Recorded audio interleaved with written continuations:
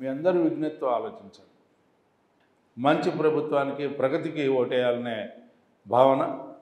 దాంట్లో నేను ఒక భాగం వ్యక్తిగా మీ ముందుకు వచ్చి నేను అభ్యర్థించాలి, నేను మీ ఆశీస్సులు కావాలనాలి, సహకరించమనాలి, సహాయం చేయమనాలి, మీరు నాకు ఓటేయండి అమ్మా అని చెప్పి అడగాలి. కానీ మీ బాధ్యత ఏంటంటే దానికంటే ఒక అడుగు ముందుకు వేసి, as there is a government, how it is, where it is, దాని ఇంపాక్ట్ ఏంటి, ఆ గవర్నమెంట్ని మనం బతికించుకోవాలి, రక్షించుకోవాలి, గౌరవించుకోవాలి, మద్దతు పలకాలి అన్నప్పుడు ఆ యొక్క ప్రతినిధిగా కూటమి అభ్యర్థిగా నాకు మీరు ఓటు వేసి గెలిపించాల్సినటువంటి బాధ్యత మీరు తీసుకోవాలని, ఒక మంచి సందేశాన్ని మరలా ఈ గెలుపు ద్వారా ఈ ప్రభుత్వం ఒక మంచి ప్రభుత్వంగా కొనసాగుతుందని మీ ద్వారా ఒక సంకేతాన్ని ఇవ్వాల్సినటువంటి ఆవశ్యకత మీ అందరి భుజ స్కంధాల మీద ఉంది అనే భావాన్ని వ్యక్తం చేయాలనే ఆశతో వచ్చిన వ్యక్తిని ఈ ఆలపాటి రాజేంద్ర ప్రసాద్. Thank you.